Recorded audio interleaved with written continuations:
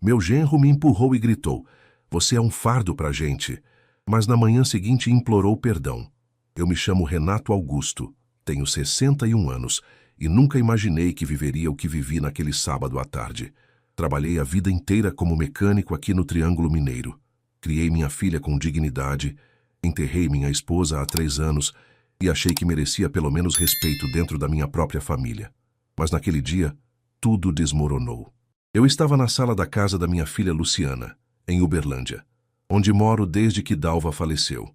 A casa é simples, num bairro operário, com portão de ferro enferrujado e quintal de chão batido. Era final de tarde, aquele calor úmido típico de março, com nuvens pesadas ameaçando chuva. Dava para ouvir os vizinhos conversando na calçada, o som de uma moto passando, crianças brincando na rua. Eu estava sentado no sofá velho de tecido marrom, aquele que a gente comprou quando Luciana era pequena. Marcelo, meu genro, estava em pé na minha frente com o rosto vermelho, a veia do pescoço saltando e os olhos cheios de raiva. Seu Renato, o senhor precisa assinar esses papéis logo. Eu já expliquei 1000 vezes, esse terreno que o senhor tem lá perto de Araguari não vale nada. Mas eu conheço um cara que está disposto a comprar, a gente divide o dinheiro e resolve a vida. Marcelo tem 33 anos, cabelo raspado nas laterais, tatuagem no braço, sempre com aquela postura de quem quer parecer mais do que é. Ele trabalha de bico.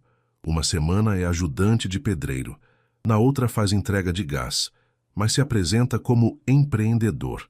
Vive prometendo grandes negócios que nunca saem do papel. Respirei fundo antes de responder. Marcelo, eu já disse que não vou vender. Aquele terreno era do meu pai, passou para mim e um dia vai ser da Luciana. Não é questão de dinheiro, é questão de história. Ele deu um soco na mesa de centro, fazendo a xícara de café tremer. História? O senhor está vivendo de história enquanto a gente rala aqui para pagar conta. Luciana trabalha que nem louca de caixa no mercado. Eu faço bico atrás de bico, e o senhor aí segurando um pedaço de mato que não serve para nada. Senti o peito apertar. Eu recebo minha aposentadoria, não é muito, mas ajudo com o que posso. Compro as coisas da casa, pago a conta de luz às vezes. Nunca fui peso para ninguém. Marcelo, eu ajudo aqui, faço minha parte. Ajudo? O senhor acha que 200 e poucos reais de aposentadoria ajuda? O senhor come, gasta água, luz, ocupa espaço e ainda fica teimoso com esse terreno que não vale nada. Foi quando Luciana entrou na sala. Minha filha, meu único tesouro nesse mundo. Ela tem 30 anos, cabelo castanho preso num rabo de cavalo, olheiras de cansaço, uniforme do mercado ainda no corpo. Ela trabalha 6 dias por semana, sai de casa às 6 da manhã e volta às 7 da noite. Marcelo, para com isso. Não grita com meu pai. Luciana, você sabe que eu tô certo.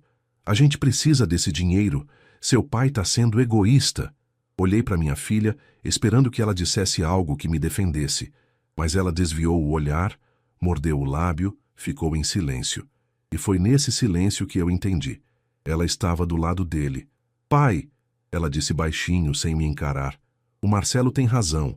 A gente está apertado. Se você não quer vender agora, pelo menos pensa com carinho, tá? Senti uma facada no peito. Minha própria filha. Levantei do sofá devagar, sentindo o peso dos anos nas costas. Luciana, eu trabalhei 40 anos para vocês terem o que comer. Criei você sozinho depois que sua mãe adoeceu. Nunca neguei nada. E agora você fica calada enquanto ele me trata assim? Ela abaixou a cabeça. Marcelo deu um passo na minha direção. O senhor não entende nada, velho teimoso. E então aconteceu. Marcelo me empurrou, com força, no peito. Eu cambaleei para trás, bati nas costas na parede. Senti uma dor aguda no ombro. A xícara que eu segurava caiu no chão e se espatifou. O barulho ecoou pela casa e ele gritou alto na minha cara, perto o suficiente para eu sentir o bafo dele. Você é um fardo pra gente, não serve pra nada. O silêncio que veio depois foi pior que o grito. Dava para ouvir a respiração pesada dele, o vento batendo na janela, e do lado de fora, a voz de Dona Irene, a vizinha, que parou de varrer a calçada. Luciana ficou parada de braços cruzados olhando para o chão. Não disse nada. Não fez nada. Aquilo doeu mais que o empurrão. Olhei para ela, para o meu genro, para aquela casa que não era mais minha. Tá bom, eu disse, a voz tremendo, mas firme. Eu vou embora. Pai, não precisa. Precisa, Luciana. Eu não fico onde não sou bem-vindo. Fui pro quartinho nos fundos que eu ocupava. Peguei uma sacola velha de pano e coloquei algumas roupas, minha carteira, os documentos e a foto da Dalva que eu guardava na cabeceira. Não levei mais nada. Não precisava. Quando passei pela sala de novo, Marcelo estava sentado no sofá mexendo no celular como se nada tivesse acontecido. Luciana estava na cozinha, de costas, lavando louça com as mãos tremendo. Abri a porta de ferro e saí. Lá fora, a rua estava cheia de gente. Dona Irene, o seu Valdir da esquina, a Jéssica que vende pastel na pracinha. Todos viram, todos ouviram. Senti a chuva começar a cair, grossa e fria, molhando o meu rosto. Não sei se era só chuva ou se tinha lágrima misturada. Comecei a andar, sem saber para onde. Só sabia que não podia voltar. Enquanto eu me afastava, ouvi a voz de Dona Irene gritando: Renato! Renato! Vem aqui! Mas eu não parei. Continuei andando debaixo da chuva, sentindo a dor no ombro, no peito, na alma. E me perguntei, como foi que cheguei até aqui? Como um homem que trabalhou a vida toda, que criou a filha com amor, que nunca fez mal a ninguém, acabou na rua, sozinho, humilhado, chamado de fardo. A chuva caía mais forte agora, encharcando minha roupa, mas eu não ligava. Andei até a praça da igreja matriz, sentei num banco debaixo de uma árvore e fiquei ali, olhando para o céu escuro, pedindo para Dalva, lá de cima, me dar força. Foi quando ouvi passos atrás de mim. Virei e vi a silhueta de alguém com um guarda-chuva. Renato, disse a voz conhecida, vem comigo. Você não vai ficar aqui na chuva. Era Genésio, meu amigo de infância, advogado aposentado, homem de fé e de palavra. E naquele momento, sem eu saber, começava a virada da minha história. Mas isso eu só ia descobrir na manhã seguinte. Se você está gostando dessa história, deixe nos comentários de onde você está assistindo e se inscreva no canal para não perder os próximos capítulos. A história de Renato está só começando. Genésio me levou para a casa dele. Uma casa antiga de esquina com varanda de azulejos e portão verde. Conheço aquele lugar desde criança. A gente estudou junto, jogou bola descalço na terra, cresceu dividindo sonhos. Ele virou advogado, eu virei mecânico, mas a amizade nunca mudou. Entrei encharcado, pingando água no chão. Dona Marlene, esposa dele, veio correndo com toalha e uma roupa seca. Renato. Meu Deus, o que aconteceu? Não consegui responder. A voz não saía. Genésio me levou até o sofá da sala, me deu uma xícara de café quente e ficou ali, esperando. Ele sempre foi assim. Homem de paciência. Sabia quando falar e quando calar. Tomei um gole do café. Estava doce demais, do jeito que a Dalva fazia. Senti um nó na garganta. Ele me empurrou, Genésio. Meu genro me empurrou e disse que eu sou um fardo. Genésio apertou os lábios, balançou a cabeça devagar, mas não disse nada. Esperou eu continuar. E a Luciana, minha filha, ficou calada. Não fez nada. É como se ela concordasse com ele. Senti o peito apertar de novo. Aquela dor que não era física, era pior.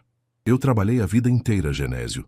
40 anos quebrando a cara em oficina, voltando para casa com as mãos sujas de graxa, tudo para dar dignidade para ela. E agora? Agora eu sou um fardo. Genésio pousou a mão no meu ombro. Renato, você não é fardo para ninguém. Esse menino tá errado e sua filha tá cega. Mas isso vai passar. Não sei se passa não, Genésio. A Luciana mudou. Desde que casou com ele, mudou. Parece que esqueceu quem eu sou. Dona Marlene trouxe um prato com pão de queijo quentinho e uma caneca de leite. Ela me olhou com aquele jeito de mãe que todo mundo queria ter. Come, Renato. E você fica aqui hoje. Amanhã a gente pensa no que fazer.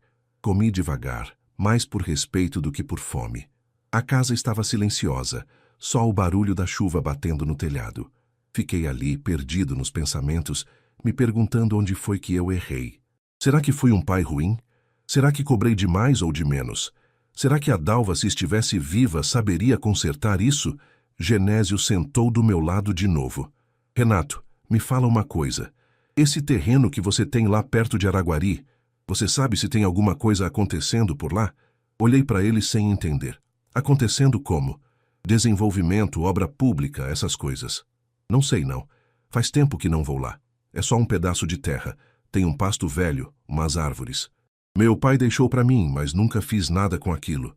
Genésio ficou pensativo. Coçou o queixo. É que eu ouvi uns rumores na prefeitura semana passada. Falaram de uma rodovia nova que vai cortar aquela região. Se for verdade, pode ter desapropriação. Não entendi muito bem o que ele estava dizendo. Só balancei a cabeça. Amanhã eu dou uma olhada nos seus documentos, tá bom? Vê se tá tudo certo. Concordei, mas não dei muita importância. Naquele momento, o terreno era o menor dos meus problemas. A noite foi longa. Deitei no quarto de hóspedes numa cama com um lençol cheirando a alfazema, mas não consegui dormir.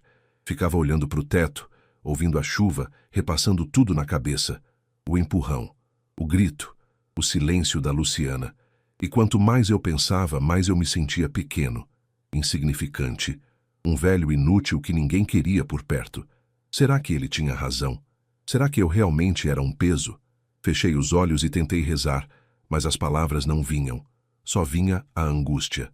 Dalva sempre dizia que Deus nunca abandona ninguém, que até nos momentos mais escuros Ele está ali preparando algo melhor. Mas naquela noite eu não conseguia sentir nada, só o vazio. De madrugada, a chuva parou. O silêncio ficou ainda mais pesado. Levantei, fui até a janela e olhei para a rua molhada, iluminada pelos postes. Tudo tão quieto, tão triste. Foi quando ouvi uma batida na porta da frente. Batidas fortes, insistentes. Genésio levantou, acendeu a luz da sala, foi até a porta e abriu. E lá estava ele, Marcelo, de joelhos na soleira da porta, com o rosto pálido, os olhos arregalados, a voz tremendo. Seu Renato, por favor. Eu preciso falar com o senhor. Eu errei muito. Genésio olhou para mim, surpreso. Eu levantei devagar, ainda sem acreditar no que estava vendo. Marcelo, o mesmo que me empurrou, que me chamou de fardo, estava ali, de joelhos, implorando. Seu Renato, me perdoa. Pelo amor de Deus, me perdoa. Aquilo era estranho. Muito estranho. Não fazia nem 12 horas que ele tinha me humilhado, e agora estava ali, desesperado. Algo não batia. Genésio cruzou os braços e olhou para ele com desconfiança. Que história é essa, rapaz? O que você quer? Marcelo engoliu seco, as mãos tremendo. Eu só quero pedir perdão pro seu Renato. Eu fui um idiota. Eu estava nervoso. Eu não devia ter feito aquilo. Fiquei ali parado, olhando para ele, tentando entender. A voz dele era de desespero, mas tinha algo nos olhos dele. Algo que não era arrependimento de verdade. Era medo. Mas medo de quê? Genésio percebeu também. Ele é advogado há 30 anos, sabe ler, gente. Renato, você não precisa falar com ele agora. Vai descansar. Mas eu não consegui me mexer.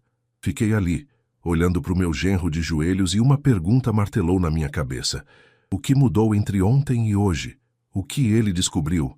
Marcelo levantou os olhos para mim, e pela primeira vez eu vi o que era. Ele não estava pedindo perdão por remorso. Ele estava pedindo perdão porque precisava de mim. E isso mudava tudo. Genésio fechou a porta na cara de Marcelo, mas o barulho das batidas continuou. Ele insistia, gritava do lado de fora. Seu Renato, por favor, eu sei que o senhor está aí. Me dá uma chance. Dona Marlene desceu as escadas de roupão, assustada. O que está acontecendo? Volta pro quarto, Marlene. Isso aqui eu resolvo. Mas ela não voltou. Ficou ali, com a mão no peito, olhando para mim com preocupação. Eu respirei fundo e falei, Genésio, deixa eu falar com ele. Renato, você não tem obrigação nenhuma de... Eu sei, mas eu preciso ouvir o que ele tem a dizer. Genésio hesitou, mas acabou abrindo a porta. Marcelo entrou tropeçando, com a roupa molhada, o cabelo grudado na testa. Ele olhou para mim com aquela cara de cachorro abandonado, mas eu não senti pena. Senti raiva. Fala, eu disse, seco. Ele juntou as mãos como se fosse rezar. Seu Renato, eu errei. Eu errei feio. Eu estava nervoso com as contas, com a pressão, e acabei descontando no senhor.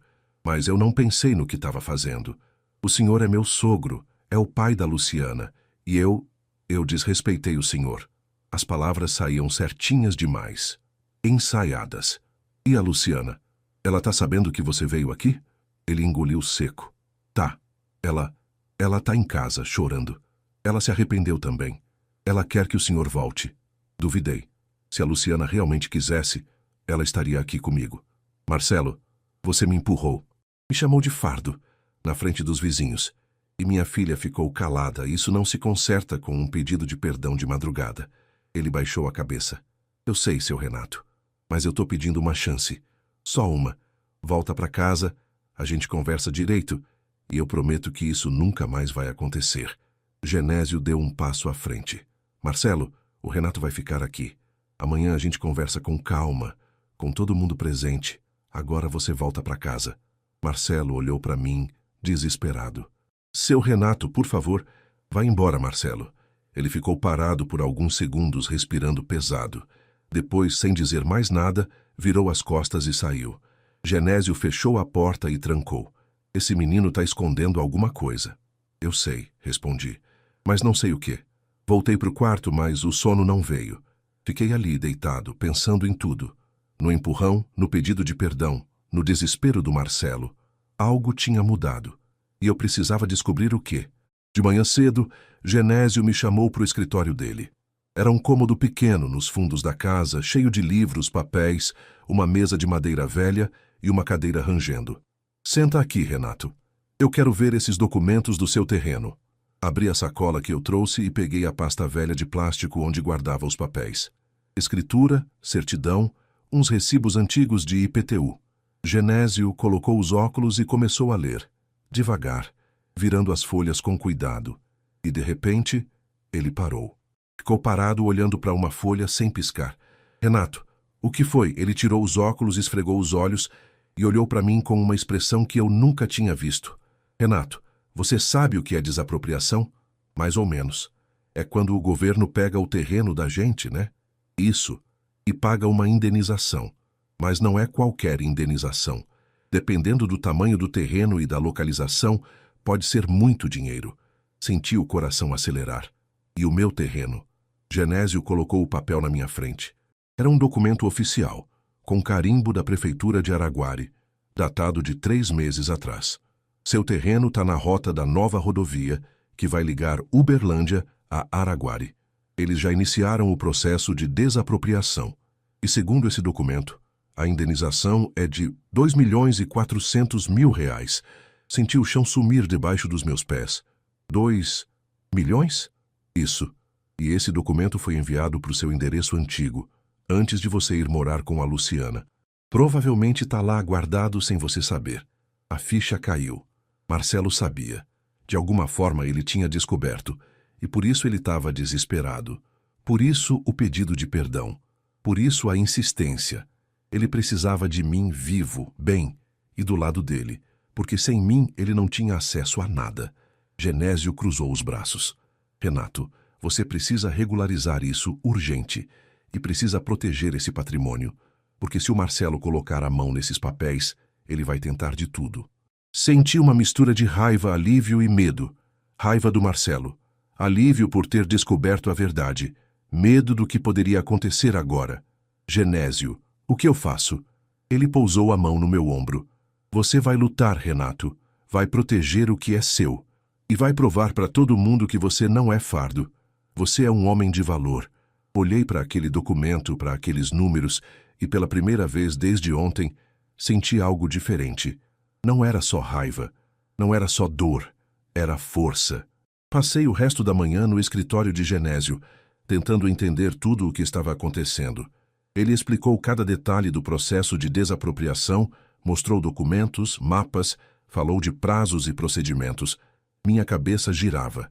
R$ 2.400.000. Era um dinheiro que eu nunca imaginei ter. Um dinheiro que mudaria minha vida. E a vida da Luciana também, se ela quisesse. Mas a pergunta que não saía da minha mente era como o Marcelo descobriu. Genésio, esse documento foi enviado para o meu endereço antigo, mas eu nunca recebi. Como o Marcelo ficou sabendo? Genésio coçou o queixo, pensativo. Ele deve ter ido atrás. Provavelmente tem algum conhecido na prefeitura ou pagou alguém para vasculhar. Gente assim sempre acha um jeito. E agora? O que ele pode fazer? Se ele tiver acesso aos seus documentos originais, ele pode tentar falsificar uma procuração, forjar sua assinatura, inventar que você deu autorização. Por isso você precisa agir rápido. Senti um frio na espinha. O Marcelo era capaz disso? Renato, hoje mesmo a gente vai na prefeitura de Araguari, regulariza tudo, e você nomeia alguém de confiança como seu procurador. Pode ser eu, pode ser outra pessoa, mas você precisa blindar esse patrimônio. Concordei. Não tinha outra escolha. Saímos da casa do Genésio por volta das 10 da manhã. O sol já estava forte, o céu limpo depois da chuva da noite anterior. A cidade estava movimentada, gente indo e vindo, o cheiro de pão saindo da padaria da esquina. Mas eu mal prestava atenção. Minha cabeça estava longe. Fomos até a prefeitura de Araguari de carro. Uma viagem de uns 40 minutos. No caminho, Genésio me contou histórias de outras pessoas que perderam tudo por falta de atenção, por confiar em gente errada. Renato, eu já vi filho roubar de pai, irmão roubar de irmão. Dinheiro muda as pessoas, traz o pior de cada um. Eu nunca imaginei que o Marcelo fosse capaz disso. E sua filha? Você acha que ela sabe? Fiquei calado. Não sabia responder. Queria acreditar que não, que a Luciana era inocente, manipulada. Mas a verdade é que ela ficou em silêncio quando ele me empurrou. Ela não me defendeu. Será que ela também estava de olho no dinheiro? A prefeitura de Araguari era um prédio antigo, com paredes descascadas e um jardim mal cuidado na frente.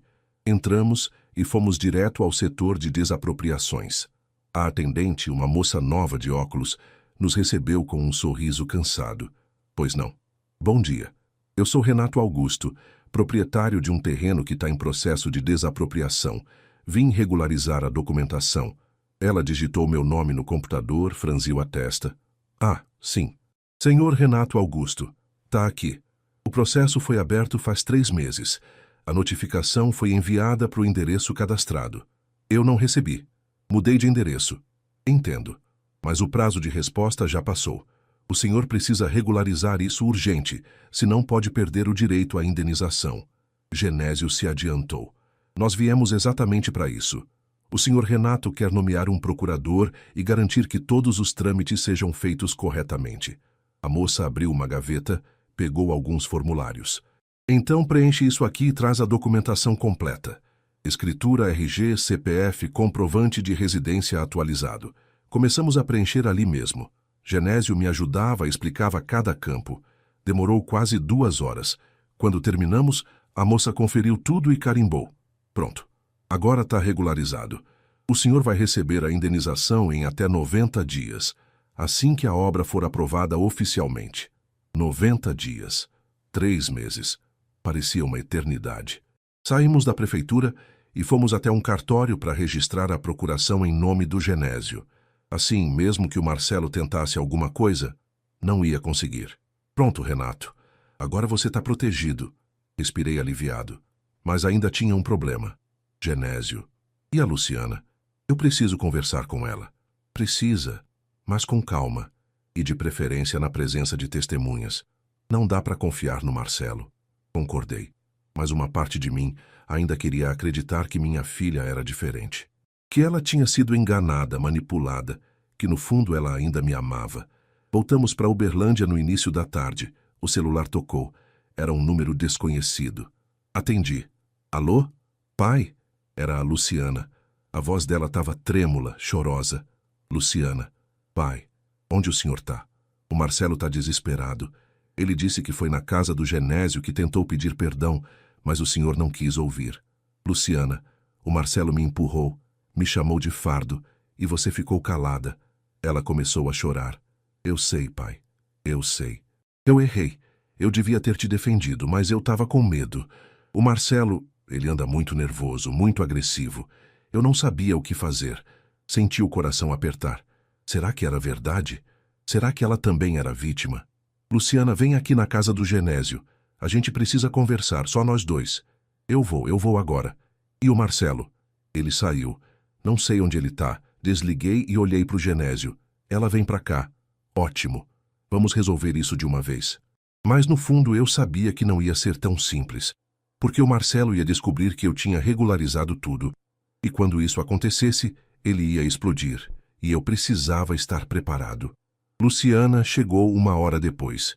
Ela desceu de um Uber na frente da casa do Genésio, olhou para os lados como se estivesse fugindo de alguém e tocou a campainha. Dona Marlene abriu a porta. Oi, Luciana. Entra, minha filha. Ela entrou devagar, com os olhos vermelhos de tanto chorar, a bolsa apertada contra o peito. Quando me viu sentado na sala, parou. Pai, não consegui falar. Só olhei para ela. Minha menina. A menina que eu embalei no colo, que ensinei a andar, que levei para a escola de bicicleta. Agora uma mulher de 30 anos, cansada, assustada, perdida. Ela se aproximou devagar e sentou no sofá na minha frente. Genésio e Dona Marlene ficaram ali, de pé, como testemunhas. Pai, eu não sei nem por onde começar. Começa pelo começo, Luciana. Pelo momento que você ficou calada enquanto ele me empurrou. Ela baixou a cabeça, as lágrimas escorrendo. Eu sei que eu errei. Eu sei. Mas eu estava com medo, pai. O Marcelo, ele não é mais o mesmo. Ele mudou. Tá sempre nervoso, sempre brigando, sempre falando de dinheiro. E quando ele fica assim, eu não sei o que fazer. Ele te bate? Ela hesitou. Não, não chega a isso. Mas ele grita, quebra as coisas. E eu tenho medo que piore. Senti a raiva crescer dentro de mim. Raiva do Marcelo. Raiva de mim mesmo por não ter percebido antes. Luciana, por que você não me contou? Porque eu tinha vergonha, pai. Vergonha de admitir que eu casei com a pessoa errada. Vergonha de dizer que eu tô infeliz. E também porque o Marcelo falava que o senhor era parte do problema. Parte do problema? Como assim? Ela limpou as lágrimas com as costas da mão. Ele dizia que o senhor estava segurando a gente, que aquele terreno era a salvação da gente, e que o senhor era egoísta por não vender. Ele encheu minha cabeça com isso, pai. E eu acabei acreditando. Genésio se aproximou. Luciana, o Marcelo sabe do processo de desapropriação? Sabe da indenização? Ela arregalou os olhos. Indenização? Que indenização? Olhei para ela, tentando ler a verdade no rosto dela. Ela parecia genuinamente surpresa. O terreno que eu tenho em Araguari vai ser desapropriado para a construção de uma rodovia. A indenização é de mais de 2 milhões de reais. Ela ficou branca. Levou a mão à boca. 2 milhões? Sim. E o Marcelo descobriu. Foi por isso que ele veio aqui de madrugada pedindo perdão. Não foi remorso, Luciana. Foi interesse. Ela começou a tremer. Pai, eu juro que eu não sabia. Eu juro. Você acredita nela? Genésio perguntou baixinho. Olhei nos olhos da minha filha e vi a mesma menina de anos atrás. Assustada, confusa, mas honesta. Eu acredito. Luciana se jogou nos meus braços chorando. Pai, me perdoa. Me perdoa por ter ficado calada. Me perdoa por não ter te defendido. Eu fui fraca.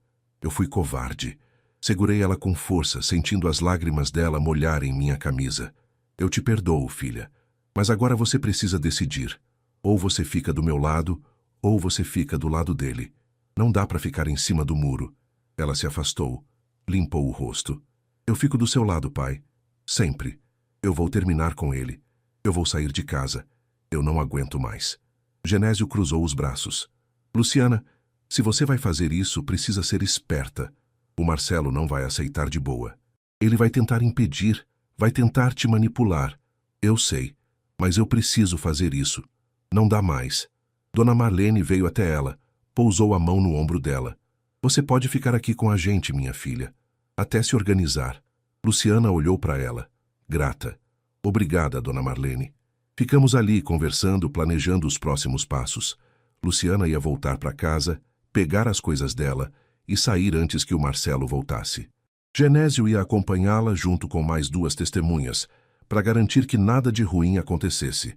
Mas no fundo, eu sabia que o Marcelo não ia deixar barato, ele tinha descoberto o dinheiro. E homens desesperados são capazes de qualquer coisa, e eu precisava estar preparado para o que viria a seguir. Fomos até a casa da Luciana no final da tarde. Eu, Genésio, Dona Marlene e o seu Valdir, vizinho de confiança que se ofereceu para ajudar. 4 testemunhas. Genésio insistiu que era necessário caso o Marcelo tentasse alguma coisa. A casa estava vazia quando chegamos. O portão de ferro rangeu quando Luciana abriu. Ela entrou devagar, olhando para os lados, como se esperasse uma emboscada. Ele não está aqui, ela disse, aliviada. Então vamos rápido, Genésio falou. Pega só o essencial. Roupa, documentos, objetos pessoais. O resto a gente vê depois. Luciana foi para o quarto e eu fiquei na sala. Olhei ao redor. Aquela casa onde eu tinha morado nos últimos anos. O sofá velho, a mesa de centro rachada, as marcas na parede onde a Dalva tinha pendurado um quadro de Jesus. Senti um aperto no peito. Não era saudade, era tristeza. Tristeza por tudo que tinha acontecido ali, pelo que eu tinha perdido. Pela humilhação, Dona Marlene tocou meu braço. Tá tudo bem, Renato. Você vai se recuperar. Forcei um sorriso.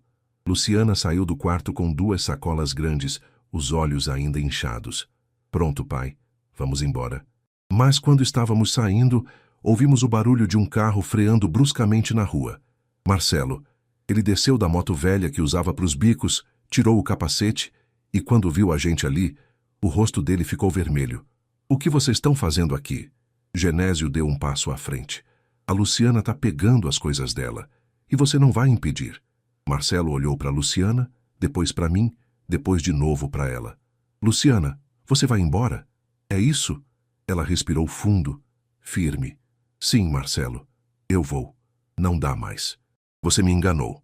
Você usou meu pai. E eu não aceito isso. Ele deu uma risada amarga. Enganei. Usei. Luciana, eu tô tentando salvar a gente.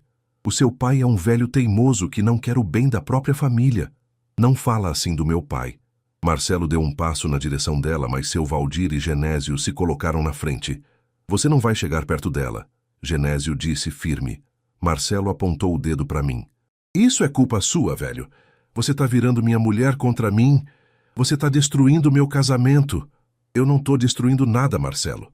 Você fez isso sozinho quando me empurrou e me chamou de fardo. Ele cerrou os punhos, os olhos cheios de raiva. Você acha que eu não sei? Você acha que eu não descobri? Eu sei do dinheiro, seu Renato. Eu sei da desapropriação. 2 milhões. E você quer ficar com tudo só para você. Luciana arregalou os olhos. Então é verdade? Você sabia do dinheiro esse tempo todo? Marcelo se virou para ela. Claro que eu sabia. Por isso eu estava tentando convencer ele a vender. Porque eu queria garantir nosso futuro, Luciana. Mas ele é egoísta. Ele não liga para você. Mentira, Luciana gritou. Você não estava pensando em mim. Você estava pensando em você, no seu bolso. Marcelo deu um soco no portão, fazendo um barulho alto. Os vizinhos começaram a aparecer nas janelas. Você vai se arrepender, Luciana, você vai ver. Sem mim você não é nada. Genésio deu um passo à frente. Marcelo, se você continuar ameaçando, eu vou chamar a polícia. E você sabe que já tem um BO por agressão contra o Renato. Marcelo ficou pálido. BO? Que BO? Ontem, depois que você empurrou o Renato, Dona Irene e outros vizinhos prestaram depoimento. Tá tudo registrado. Marcelo olhou ao redor, viu as pessoas nas janelas, percebeu que estava cercado. Ele respirou fundo, tentou se controlar. Tá bom, tá bom. Vocês vão embora? Então vão. Mas eu vou atrás do que é meu. Eu vou atrás da minha parte.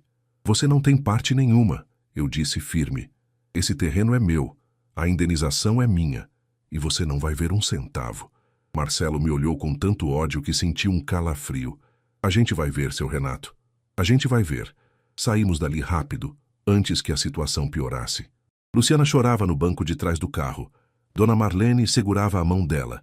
Genésio dirigia em silêncio, tenso. Esse menino é perigoso, Renato. Ele não vai desistir fácil. Eu sabia. Mas agora não tinha volta. A guerra tinha começado. Nos dias seguintes, a casa do Genésio virou meu refúgio. E da Luciana também. Dona Marlene preparou o quarto de hóspedes para ela e, aos poucos, minha filha começou a se recuperar. Ainda chorava de noite, ainda tinha medo, mas aos poucos a força voltava. Eu também estava me reerguendo. Não era fácil. A dor da humilhação ainda doía, mas agora eu tinha um propósito: proteger meu patrimônio, proteger minha filha e provar que eu não era um fardo. Genésio cuidava de toda a parte legal. Ele entrou em contato com a prefeitura de Araguari, acompanhou cada etapa do processo, garantiu que tudo estava nos conformes. Renato, em uns 60 dias, a indenização cai na sua conta. E aí, você decide o que fazer com o dinheiro.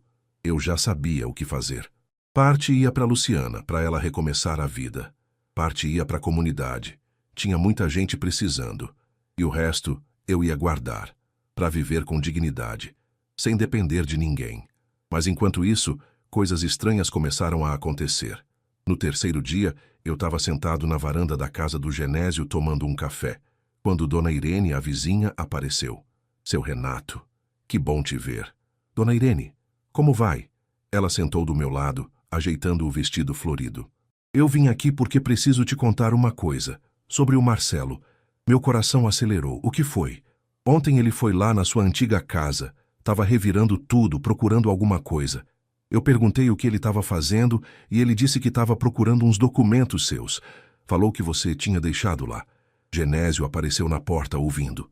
Documentos? Que documentos? Eu não sei, mas ele estava nervoso, muito nervoso.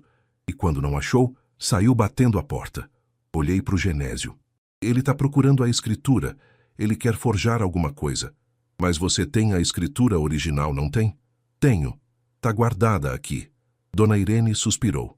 Esse menino não presta, seu Renato. A gente viu o que ele fez com o senhor.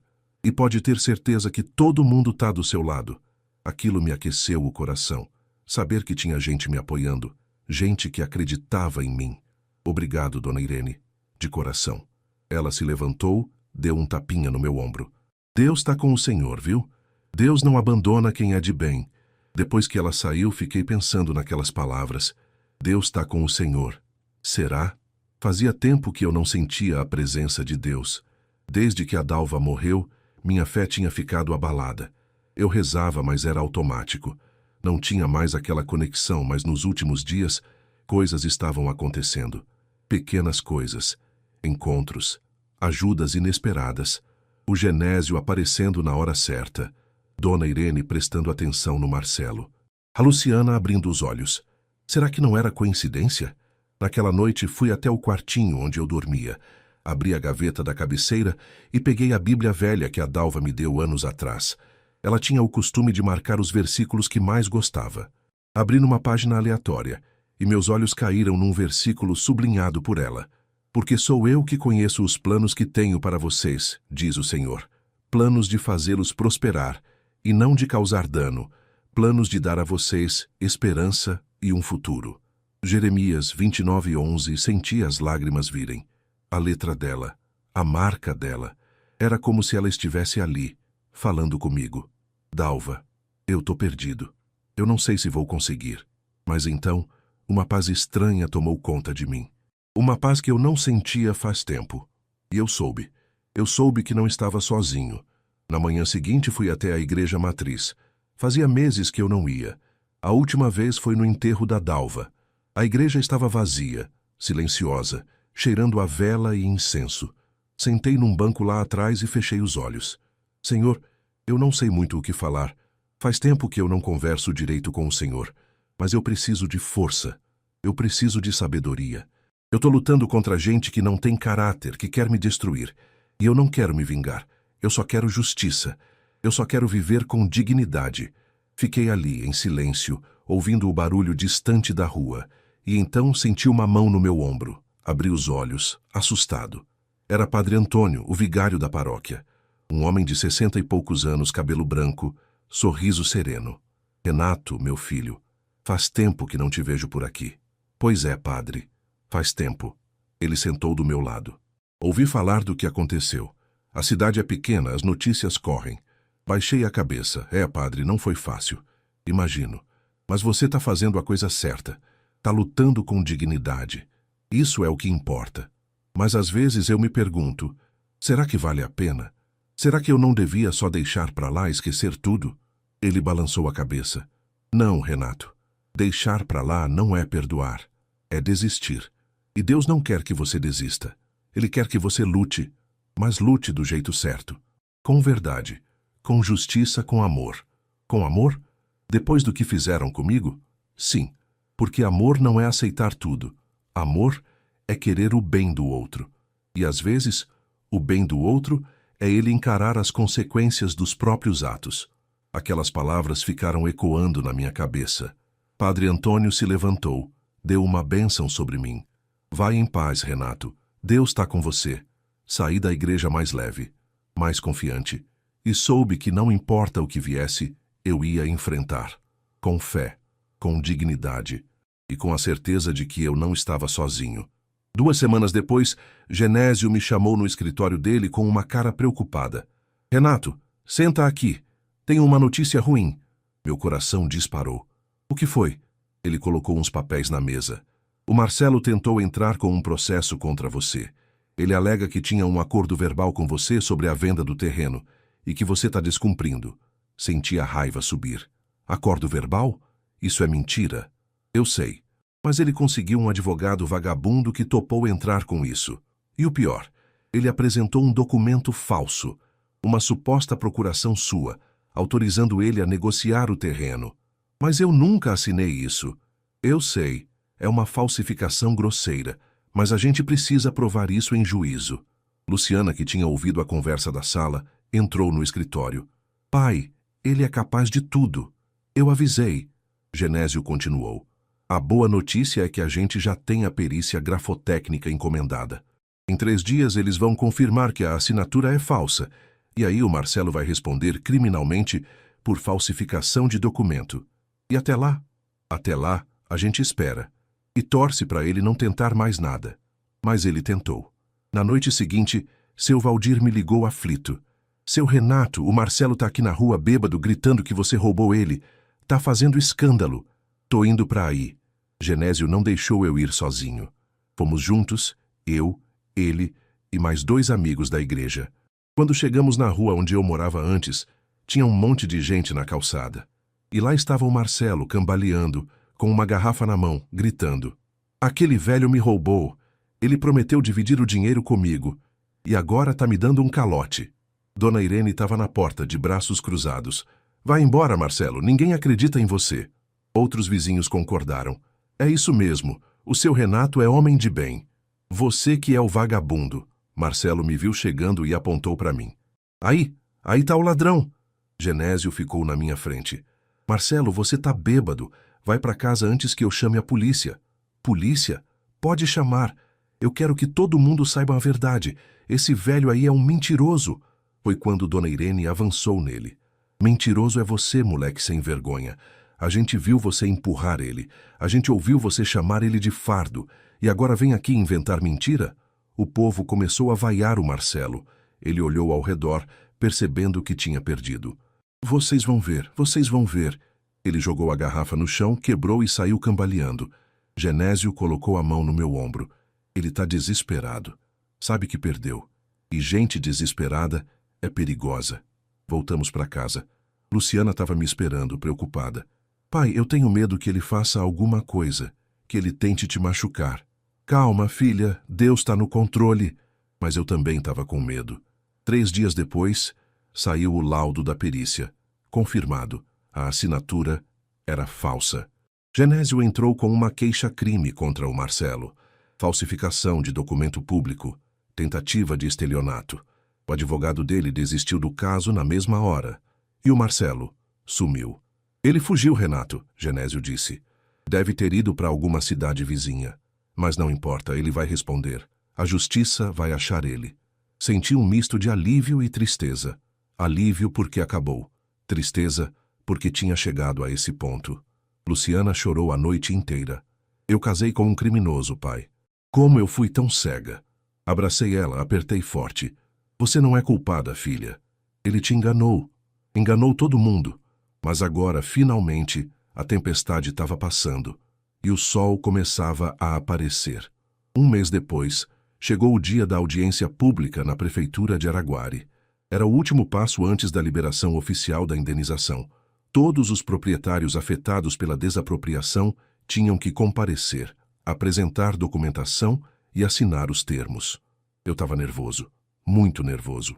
Genésio me acompanhou junto com a Luciana. Dona Marlene também quis ir para dar força. A sala estava cheia. Uns 20 proprietários, advogados, funcionários da prefeitura, pessoal do DNIT. Sentamos numa das fileiras. Eu segurava a pasta com meus documentos, suando frio. Calma, Renato. Genésio sussurrou. Tá tudo certo. Você tem tudo o que precisa. A audiência começou. Um a um, os proprietários eram chamados, apresentavam os documentos, assinavam os papéis, tudo correndo bem. Até que chegou minha vez. Senhor Renato Augusto. Levantei as pernas tremendo e fui até a mesa. O funcionário conferiu meus documentos, fez umas anotações e, quando ia carimbar, a porta da sala se abriu com estrondo. E lá estava ele, Marcelo, sujo, barbudo, com olheiras profundas, mas com um papel na mão. Esperem, esse homem não pode assinar nada. Ele me deve dinheiro. Eu tenho um acordo com ele. A sala inteira virou para olhar. O funcionário franziu a testa. Senhor, o que o senhor está fazendo aqui? Essa audiência é restrita a proprietários e representantes legais. Eu sou representante legal. Eu tenho uma procuração. Genésio se levantou indignado. Isso é mentira. Essa procuração já foi provada falsa. Marcelo jogou o papel na mesa. Olha aí, tá aqui. O funcionário pegou o papel, examinou e olhou para Genésio. Doutor, o senhor pode confirmar? Genésio pegou o papel, analisou e deu uma risada irônica. Isso aqui é a mesma falsificação que já foi rejeitada em juízo. Inclusive, esse homem responde criminalmente por isso. Marcelo ficou vermelho. Falsificação? Eu não falsifiquei nada. O velho que me enganou. Foi quando Luciana se levantou, tremendo, mas firme. Para de mentir, Marcelo. Todos olharam para ela. Eu sou filha do seu Renato, e eu fui casada com esse homem. E eu posso confirmar. Ele está mentindo. Ele nunca teve procuração. Ele nunca teve acordo. Ele só quer roubar o que não é dele. Marcelo olhou para ela chocado. Luciana, você está do lado dele? Eu estou do lado da verdade. E a verdade é que você é um mentiroso, um manipulador e um criminoso. A sala inteira ficou em silêncio. O funcionário se levantou. Senhor, o senhor vai ter que se retirar e eu vou chamar a segurança. 2 guardas entraram e agarraram o Marcelo pelos braços. Isso não vai ficar assim, ele gritou, se debatendo. Vocês vão ver. Eu vou provar que eu tenho razão. Mas ninguém acreditava mais nele. Os guardas o tiraram da sala e a audiência continuou. O funcionário carimbou meus documentos, me deu um protocolo e apertou minha mão. Parabéns, senhor Renato. Em 30 dias a indenização estará disponível. Senti as lágrimas virem. Não de tristeza, de alívio, de vitória. Genésio me abraçou. Você conseguiu, Renato. Você venceu. Luciana também me abraçou chorando. Eu te amo, pai. Desculpa por tudo. Eu também te amo, filha. E eu te perdoo. Saímos daquela prefeitura de cabeça erguida. O sol brilhava forte lá fora. O céu estava limpo. E pela primeira vez em muito tempo, senti paz. A guerra tinha acabado. E eu tinha vencido. Não com ódio, não com vingança, mas com verdade, com justiça e com fé. 30 dias depois, a indenização caiu na minha conta. 2.400.000 reais. Eu nunca tinha visto tanto dinheiro na vida. Sentei com Genésio e a Luciana e a gente conversou sobre o que fazer. Pai, esse dinheiro é seu. Você decide, Luciana disse. Não, filha, esse dinheiro é nosso, porque nada do que eu faço é só para mim. Dividimos assim, 800.000 para Luciana, para ela alugar uma casa, se estabilizar, começar uma vida nova. 300.000 para Genésio e Dona Marlene, como agradecimento por tudo que fizeram. 300.000 para a igreja, para reformar e ampliar o espaço de acolhimento para moradores de rua. 200.000 para a comunidade. Cestas básicas, material escolar, reforma da pracinha. E o resto, 800.000, eu guardei, para viver com tranquilidade, sem depender de ninguém. Luciana chorou quando recebeu o dinheiro. Pai, eu não mereço isso, não depois do que eu fiz. Você merece sim, porque você abriu os olhos, porque você escolheu o caminho certo. Ela me abraçou forte. Eu vou usar isso para recomeçar, para ser uma pessoa melhor e para cuidar do Senhor quando o Senhor precisar. Eu sei, filha. Eu confio em você. Genésio não queria aceitar o dinheiro. Renato, eu fiz o que qualquer amigo faria. Então aceita como amigo, porque sem você eu não estaria aqui. Ele aceitou, emocionado. No domingo seguinte, Padre Antônio anunciou na missa que a igreja tinha recebido uma doação generosa de um membro da comunidade. O povo aplaudiu de pé. Dona Irene gritou, é o seu Renato, esse homem é uma bênção. Senti meu rosto esquentar. Não era costume receber elogios assim. Mas aceitei com gratidão. Depois da missa, fui até o túmulo da Dalva. Fazia tempo que eu não ia. Ajoelhei na frente da lápide de mármore simples, limpei as folhas secas, coloquei flores frescas. Dalva, eu consegui. Eu enfrentei tudo. E eu venci. Não do jeito que eu imaginava, mas do jeito certo. Do seu jeito. Fiquei ali um tempo, em silêncio, sentindo a brisa suave, ouvindo os pássaros. E tive certeza de que ela estava orgulhosa. 3 meses depois, Luciana abriu um pequeno ateliê de costura. Era o sonho dela desde menina, mas nunca tinha tido condições. Agora, com o dinheiro, ela conseguiu. Eu ia lá toda semana, levava café, ficava conversando com ela. Pai, eu tô feliz. De verdade. Pela primeira vez em anos, eu tô feliz. Eu também, filha. Eu também. O Marcelo nunca mais apareceu.